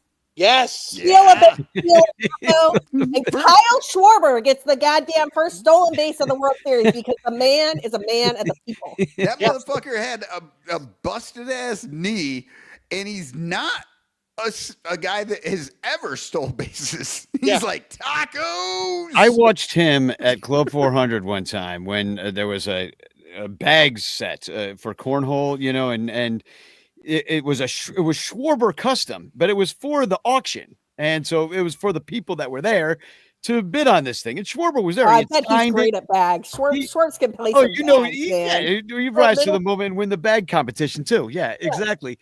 But the bag set is sitting there. Everybody's bidding on it and stuff. Schwarber wants it, so he bids on it, right? So he's like, I want it. So the thing, he's like trying to get it for $600. He's already signed it. Like, it's like, dude, you can sign it all you want, but so it's up to 600. So the auctioneer is like, yeah, okay, 600. Do I have her 650? And he's like, and then somebody's like 650. And then Schwarber gets it to 700. And then the guy's like, he's like, do I hear 750? 800. Schwarber's like 800. And then bidding against himself. His wife now, Paige, I believe is her name. Yeah. His wife hits him and goes, "You're bidding against yourself." He's like, I don't care. He's like chugging beer. He's like, he doesn't give a shit. But here's 1,000. I don't give a shit. Just give me the bag set. Whatever it's going to take, I want it. He's probably throwing bags and never hitting the board, just straight to the hole every time. That is the move I will never forgive Jed Hoyer for. Never. Gonna go to my grave pissed off that they non-tendered Kyle Schwarber. Which is insane. There's so many moves that you will not forgive him for, and yet that one's at the top. That's I agree with a lot of people's top, yeah. Listen, I've got like 3 pictures of Wilson Contreras behind me, and I'm like, Kyle Schwarber non-tender is still a number 1 on my list. Well, Kyle Schwarber, from the pride of Middletown, Ohio, he was raised by a log of Copenhagen and one cornhole bag. Exactly. So those are his parents. He's like, I got to bring him back. Dude, I know what a Kyle Schwarber autographed cornhole bag would go for. Oh, man, that should be hung in the Louvre, dude. And also, Kyle Schwarber is the only player in MLB history, right, to hit a home run in both divisions wild card rounds, both divisions DS, both divisions CS, but for both leagues in the World Series and the World Baseball Classic. Oh, and he also missed an entire fucking season and just showed up for the World Series and was on the team and hit 400. Yep. Kyle Schwarber is a legend, dude. Like, I just Fucking remember when legend. he was a Red Sox for like 27 seconds. Mhm. I have a Kyle Schwarber's Red Sox jersey, by the way, and I will wear it every time I'm in Boston. And people stop me and they're like, Kyle from Waltham. There was like a whole, they loved him, dude. No dude has ever fit in immediately in Boston like Kyle Schwarber did for the 27 seconds he was there. Not even Nick Castellanos for the 27 seconds he was in Chicago. Kyle Schwarber is a G. Like, you do not make an error at Fenway Park as a not a first baseman and live it down the way Kyle Schwarber did unless they just love you. Amazing. Yeah. Well, you're talking about future Red Kyle Schwarber, so pretty exciting. Oh man, he would be deadly at that ballpark. He would be brute. The river would be polluted with baseballs. Hold on. Kyle but if he Schwarber shows at up Great and they American tell him- Ballpark might make the Hall of Fame. Because he's got like 300 home runs right now, right? Am I wrong about that? 200, 300, something give crazy? him 5 years more to get over 500. He can do it there. Yeah, Get but the don't checkbooks. forget, he'll get there and they'll tell him, you know what, Kyle? We want to add a little something to your game. How about you hit it directly into the ground? Yeah.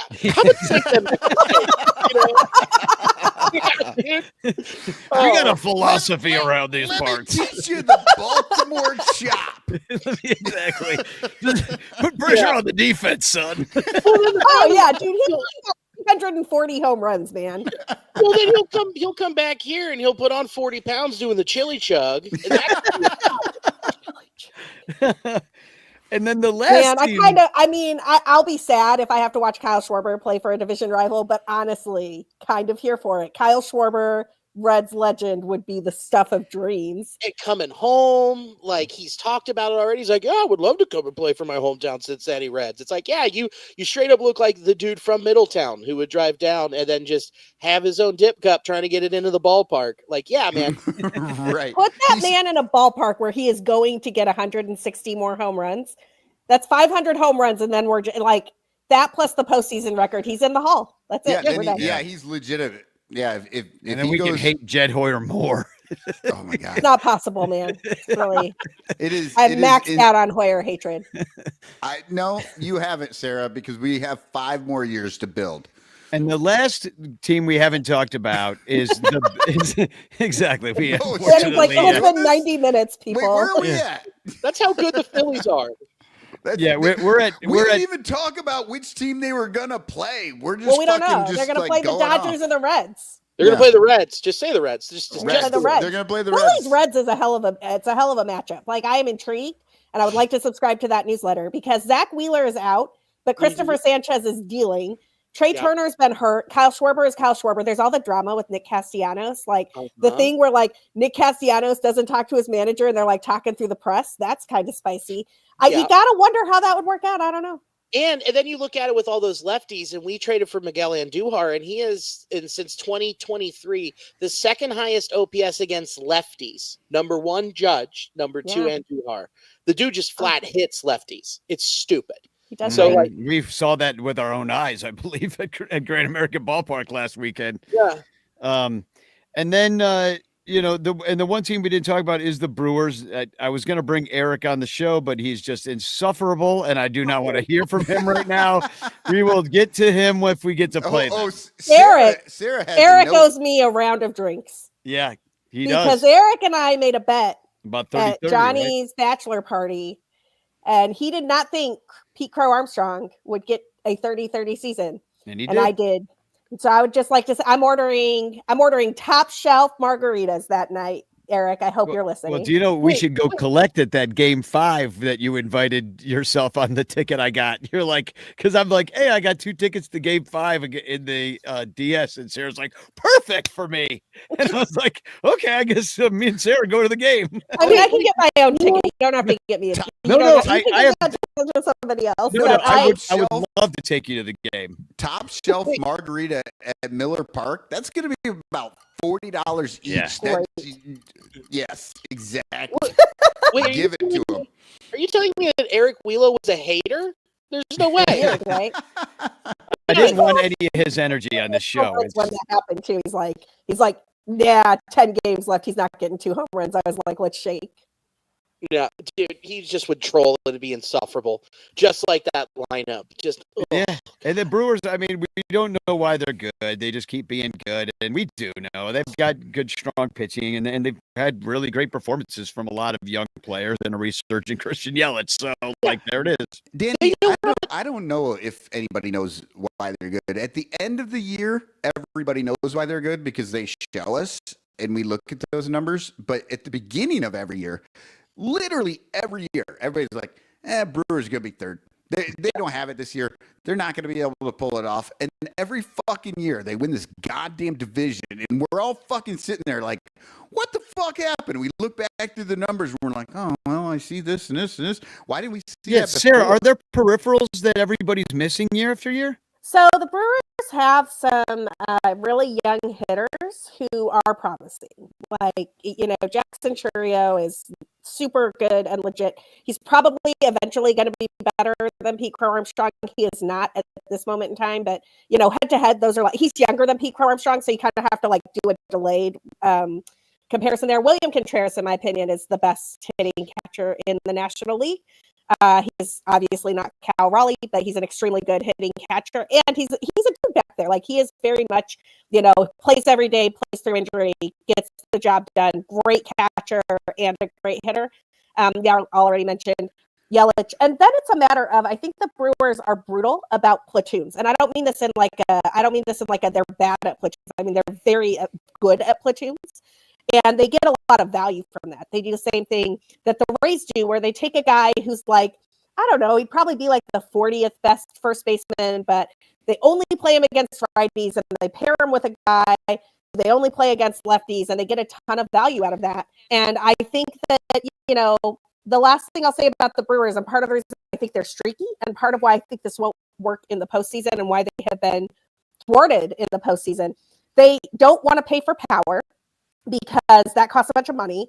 So they tend to build these teams that are really good at base running and fairly good at small ball, like the Baltimore Chop that we were just talking about. And they get a lot of value from that during the regular season. It's easier to get value out of that during the regular season. It's much harder to get value out of that when you're facing everybody's best pitcher.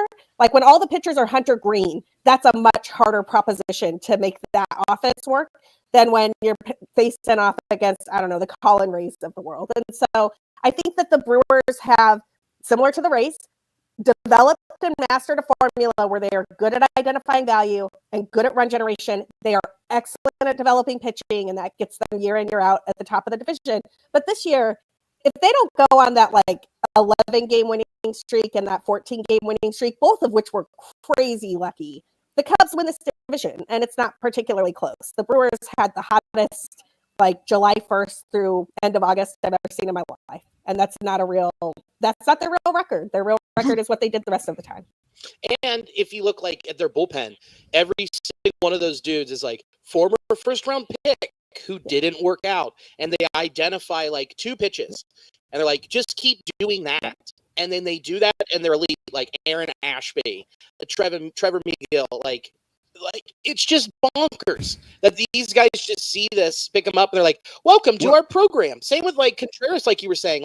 He was in the bottom third of framing metrics, and then they and third or fourth, right? Because they have that catcher camp that is phenomenal. And they're like, the bat is the bat, so we can fix the catching part. And I hate it. I mean, what I heard a lot of the start of what Sarah was saying was, they have young guys that they actually allow to play. And when they do well, they let them continue to do well, and then they platoon them in a way that it works, and not with a 40-year-old fucking washed up bullshit that they fucking just throw out there for no goddamn reason every fucking time, for just because he wipes his fucking ass with his other hand. And then with Billy, you didn't say this right now. Photo of who you're talking about. Yeah. Oh, yeah. And Billy, you didn't say this right now. He's starting tomorrow. He's starting tomorrow. Justin Turner. Yeah, With no and shirt.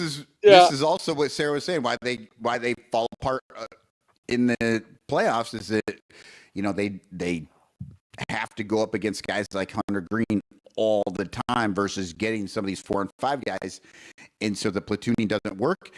And Billy, you said on your show, in the end, the great teams have great players.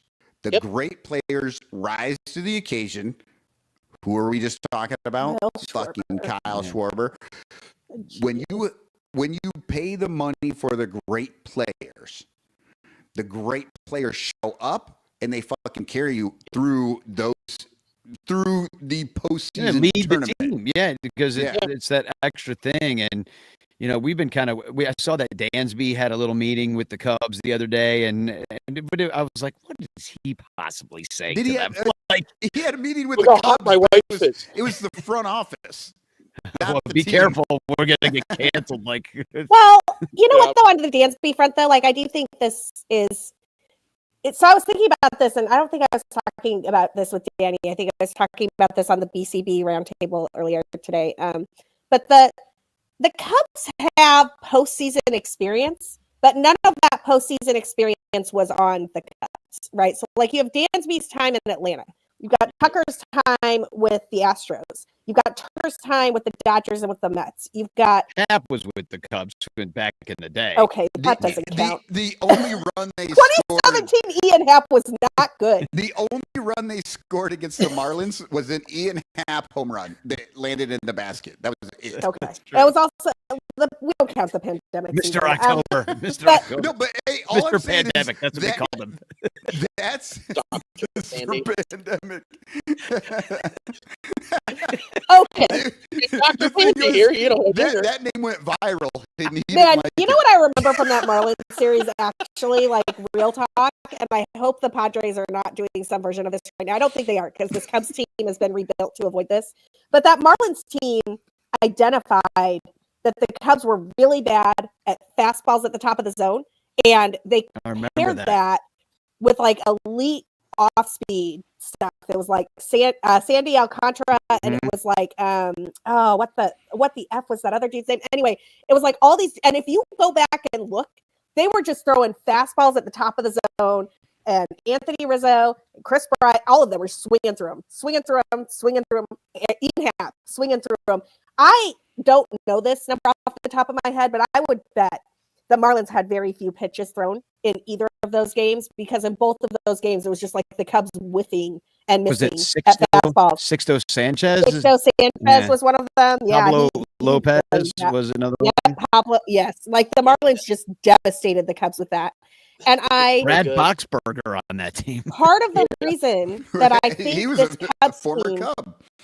well, part of the reason, and a former Brewer, part of the reason I think this Cubs team is better than not going to fall prey to that. They don't have a single approach like that. They don't have a team-wide whole like that. Nico and Moises Ballesteros are very much contact hitters who can make contact with just about anything and on base. Ballesteros with more power than Nico.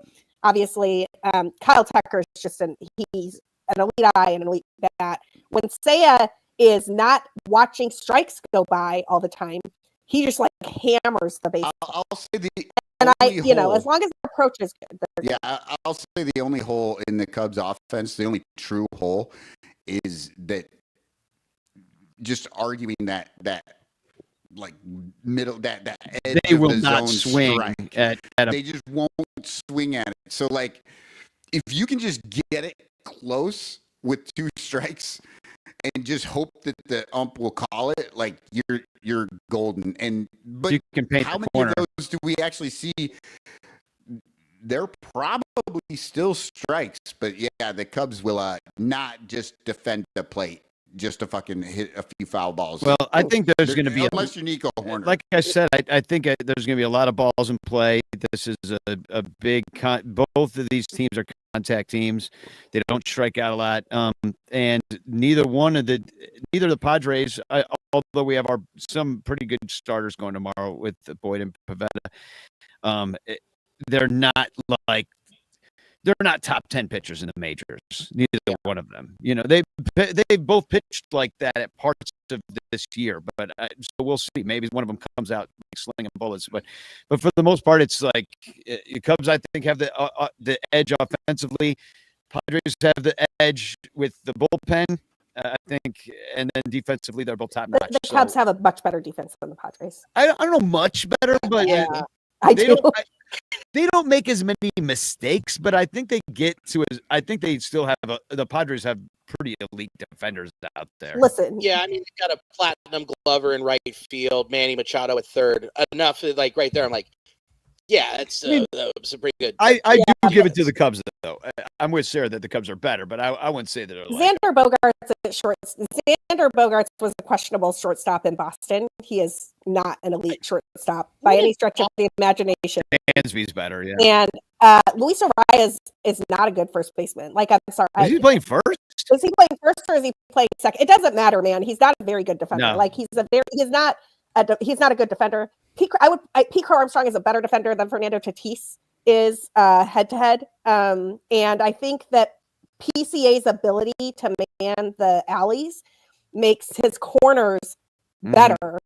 The Padres, Jackson Merrill's pretty good, but he's not Pete Armstrong in center. And this is the real kicker for the Cubs for me. I think Wrigley Field and day baseball is a crazy advantage for the Cubs to have, particularly in the outfield defensively, because one, the way the wind plays with that ball, if you don't see it every day and you aren't familiar with the shadows and where the blind spots are, you can look real foolish real fast.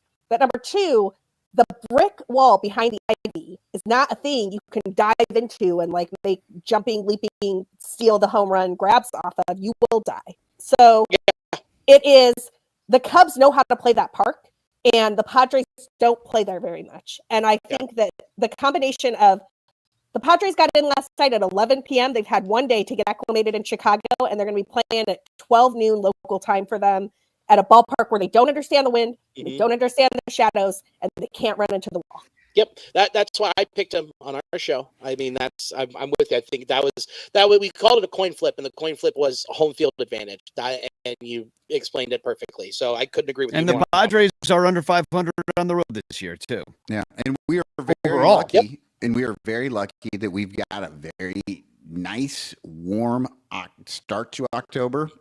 So yeah, the weather should be good, I think. Right, because if I mean, there were years past when October could be cold, It's not going to be and it would be tougher. But like, yeah, the way that the weather is right now, yeah, the Cubs are gonna enjoy that, I think. Well, the way the world's going, it's going to be 83 in December. So The MLB Drew, has you been, read a Thunberg. MLB has been playing that card for years. They keep starting earlier and earlier in March, and they keep pushing further and further into November because they just know at some point these are all just going to be summer games. Well, on that front, I mean, I don't know. Somebody was telling me that the wind will be blowing in this week, and I'm like, I don't think you can possibly know that. I've been at enough games at Wrigley Field that the wind switches during the game. Yeah, we'll actually just consult Bleacher Jeff's TikTok tomorrow. Okay. Yeah. Well, that's who Taylor McGregor talks to about it. Hey, man. But I do think that the weather being good should mean that the Cubs, I just want the Cubs to score early. Don't fuck around with the Padres bullpen. Get some runs on the board fast, because the other thing that we didn't talk about with the park that I want people to keep an eye on is the shadows. When I was sitting in the ballpark this weekend watching the 2:20 start on Sunday, that was like the weird start time. So that's like roughly aligned with when the start will be tomorrow and Wednesday. The shadows start creeping across home plate like about 3:15. It is, the first 3 or 4 innings. And that is an insane advantage for the pitchers. That 2:00 start time versus the 1:20 those shadows start to creep in early. And it looks like mid 70s all week, 77, 75, 76, which is beautiful. But not much wind though, but it is blowing from the east, it says. So that is off the lake, not out. The wind swirls there though. Like I've watched it. I've watched it go from in to out, from left to right, like while I'm sitting. Unless it is a very definitive wind, I feel like that's a harder thing to predict. Right, unless those flags are actually whipping. Like if they're sort of doing their little lazy thing one direction, then it's not going to be as big a deal. Like just yesterday, Emily and I were sitting there like, oh, nice breeze coming in. I looked at the flags. They're going the opposite direction is what I was feeling the breeze. Yeah. Well, and it can matter like how high you get it up into the wind, whether it gets batted down or whether it carries. Like and whether it's on the right side of the field or the left side of the field, that shit's weird there at Wrigley. Yes. So, well, it starts tomorrow for everybody, and everybody's playing. It's a whole day of baseball on a Tuesday in the middle of a work week. So, great job, Rob Manfred, you idiots. Well, they started the season on a Thursday, so they know what they're doing. Yeah, they figured it out. So I guess we have to give away a chance postcard. And so hashtag chance in the chat, and you could win a Frank Chance postcard sent to you by me with a message of love and doom.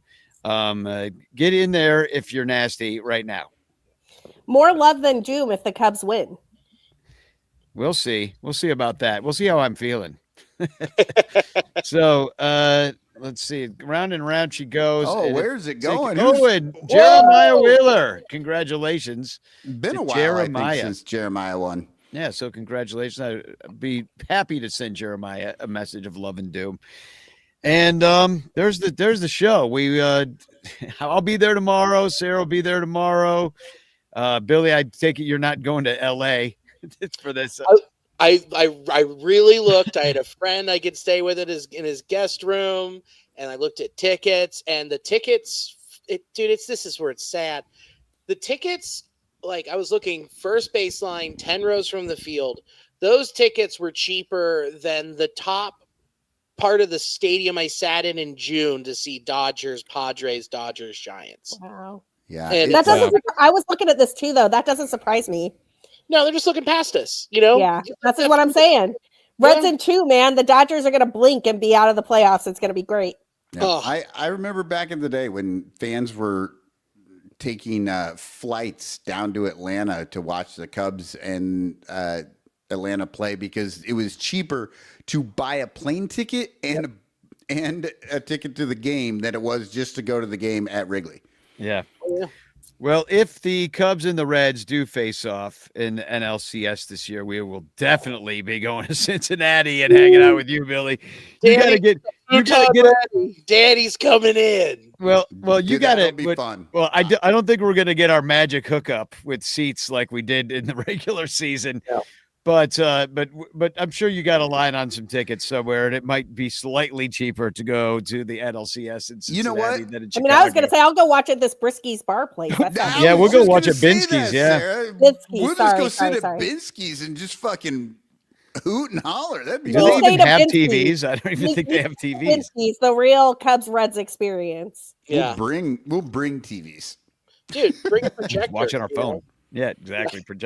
Project it on the back brick wall, but we'll figure it out. But either way, it's fun. I do wish you guys luck just because you are the underdog of the whole damn thing. Really, 83 wins. It's embarrassing. And fuck the Dodgers. Like who gives a fuck about them? Yeah, and fuck the Dodgers. That's true. $430 million payroll this year. Yikes. Yeah. Yikes. I haven't done my whole ranking yet, but I know the Yankees and Dodgers are at the bottom of the ranking. I just want to win, dude. We haven't won a postseason since 1995. I was this many when it happened. That's what I tell people. I'm this many. It's embarrassing. Oh God, I'm tired of being hurt. Yeah. Well, I mean, you got a chance, and I would love to see you get the Dodgers out of there. All of America is rooting for you. And here's the other thing you need, Billy. You need that win. You need just the win, the series win, because that will hopefully light a fire under your ownership that the team you have just needs one or two more guys. No, they'll be like, "Look, how much we did with nothing." That's what they're gonna. That's what they're gonna say. That's exactly.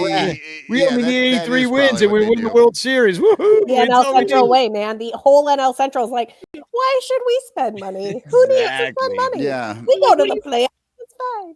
What do you mean? We brought in Terry Francona. He's gonna just ring Craig out- Counsell. Craig Counsell is with all the wins. I remember Billy a couple years ago saying, "Oh, the Cubs are going to spend now that they've got Craig Counsell." Yeah, that shit didn't happen. Yeah, that didn't happen. I mean, well, that's not true. They do spend, but they didn't do anything special because fucking Counsell showed up there. Well, they traded for Kyle Tucker for 1 year. That was pretty special. Well, Yeah, but they haven't spent on him. yeah. Yeah, now that's going to be interesting. Future So- San Francisco Giant Kyle Tucker. Yeah, but probably everybody's wishing on him. Where's he from? Like, where's he originally from? I don't even know the fuck. Hannibal He's so Moe. boring. I Oh. barely notice when he's out there. Like, I just know, oh, he's really good. And when he comes up to bat, I watch. But I don't know anything about Kyle Tucker. Well, I don't know where he was born, but he went to high school in Florida.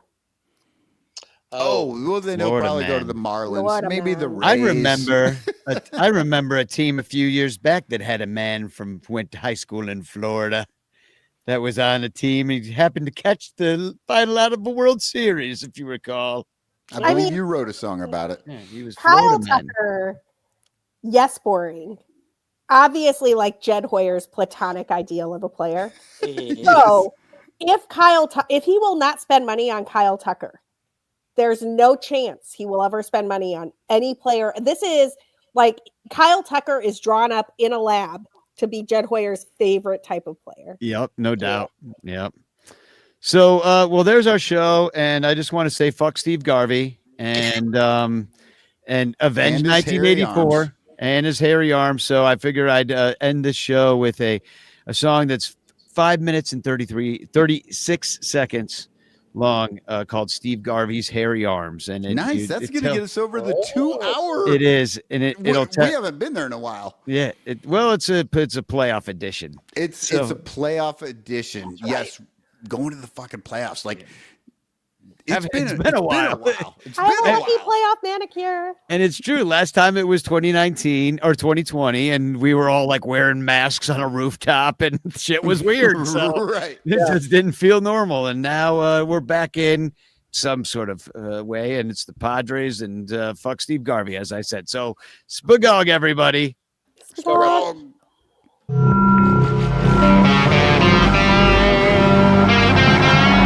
Deep right field, way back, cut a man back to the wall. It's gone. Home run, Garvey, and there will be tomorrow.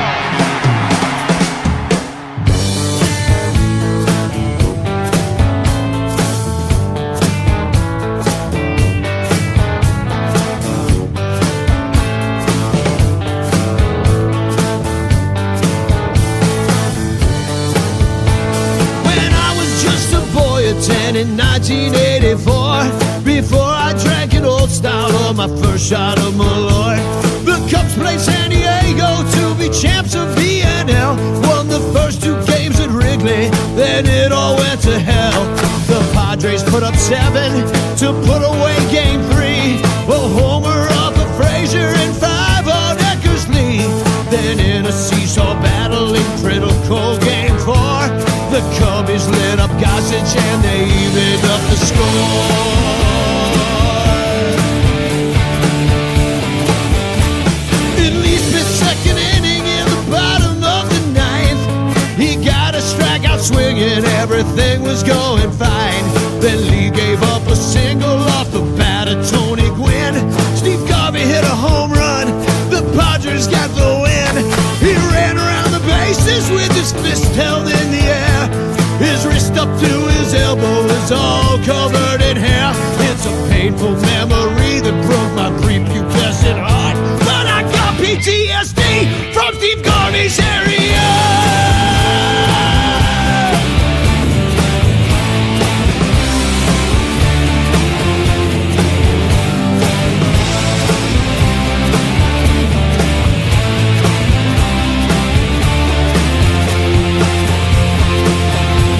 Steve Garvey's area.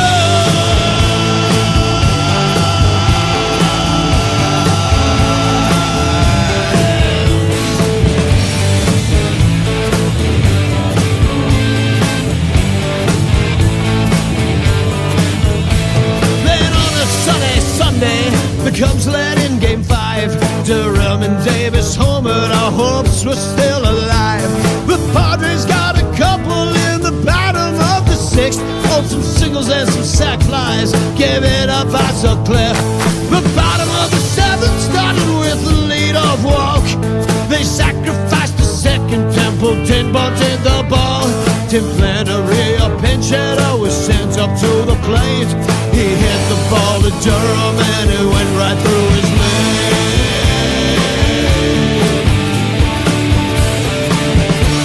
Martinez came around and quickly evened up the score. Tony Gwynn hit a double and added on two more. Steve Garvey hit a single, it bounced right off the mound. Fry finally got Sutcliffe, brought in the lefty Trout. Steve Garvey stood triumphantly there clapping on the base with his conservative haircut and his stupid handsome face. But I was at home crying, I really took it hard. But the thing that gives me nightmares is Steve Garvey's Harrier.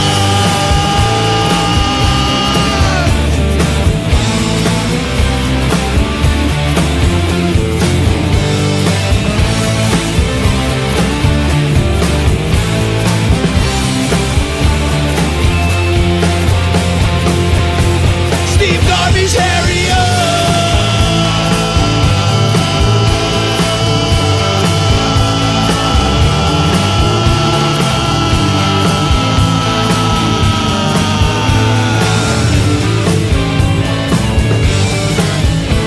Steve Garvey devastated me when I was just a boy, and then went 4 for 20 in the series versus Detroit.